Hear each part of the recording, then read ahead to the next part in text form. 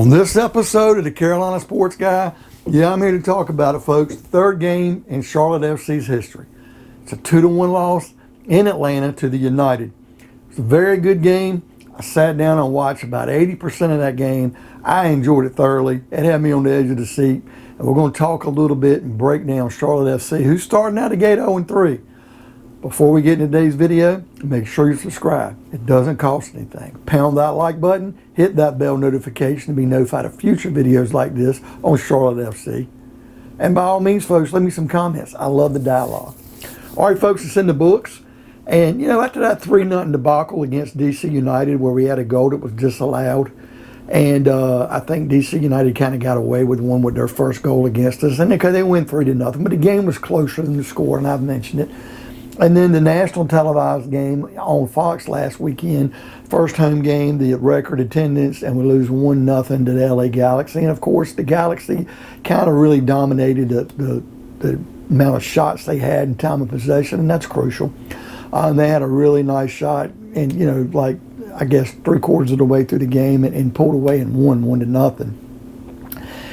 I kept looking in the first half. Charlotte FC was tired. Once again, Atlanta controlled possession, had some close. You got to give it to Kalina, the goalie. He played his butt off.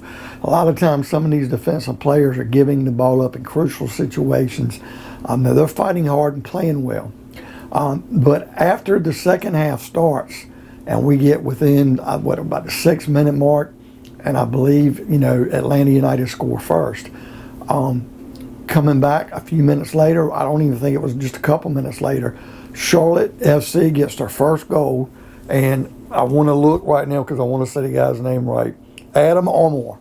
Adam Armour scored off a Ben Bender corner kick. He headed the ball in, 1-1. It was a pretty goal. It's a thing of history. It was great.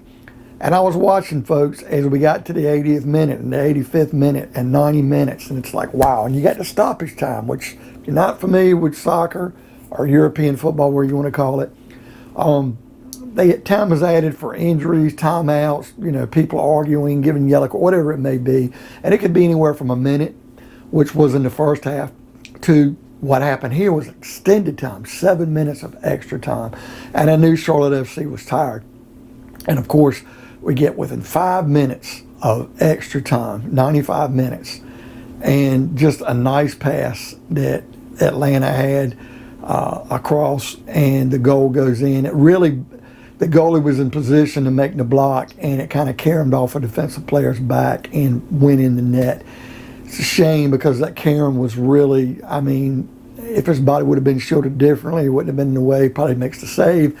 We'd probably end this game on a 1-1 time. We get our first point. The crowd was good in Atlanta. What can you say? A rivalry is born. I've seen Atlanta and Charlotte in the NBA have a small rivalry. We know Atlanta Falcons and the Carolina Panthers have had a pretty good rivalry over the years, although Atlanta's dominated it. And when Atlanta had a hockey team in the Carolina Hurricanes in Raleigh, that was a decent rivalry. Of course, Atlanta doesn't have anymore. And there's no baseball in Carolina to give the Atlanta Braves any type of a rivalry. And we got to look at college sports, Georgia Tech versus the Tar Heels or NC State or whoever.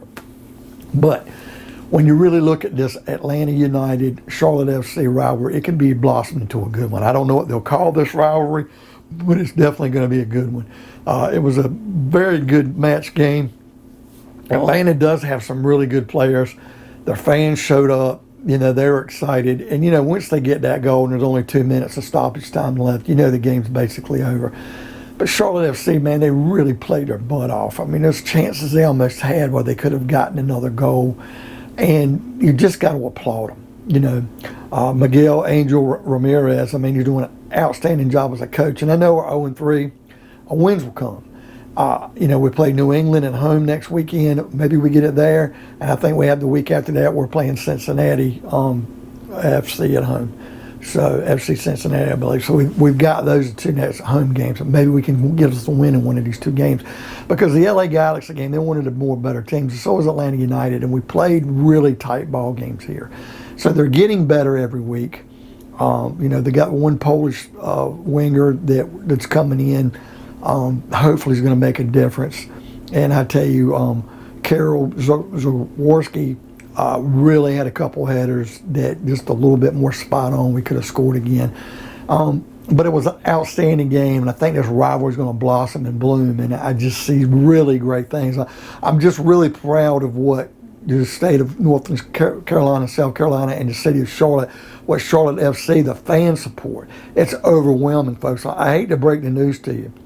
The Hornets could use a dose of their fans. Right now, the way the Panthers have struggled, and we got diehard Panther fans, they could use this infusion of excitement in the fan base. The Hurricanes can't take away anything from them because they've been winning for 4 or 5 years. But Charlotte FC, they're going to have a following. They're going to be beloved. And once they start winning and this team gets better, and I wouldn't say this first year, but maybe next year shooting for a playoff spot, it's going to be a big, big thing in the Carolinas. This is going to be something that's going to explode.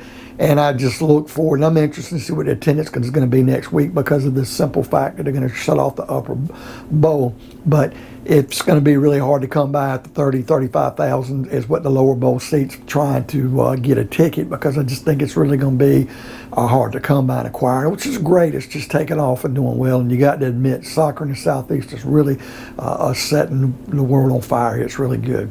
So what do you folks think? Did you catch Charlotte FC's match today against the Atlanta United? What do you think you'd like to see to improve other than maybe scoring some more goals? What do you like about what Charlotte FC's done? Leave me some comments. I love the dialogue. Pound that like button. Hit that bell notification to be notified of future videos like these. And by all means, folks, subscribe. It doesn't cost anything. Help Uncle Chucky out. We'll see you next time on another episode of Carolina Sports Guy.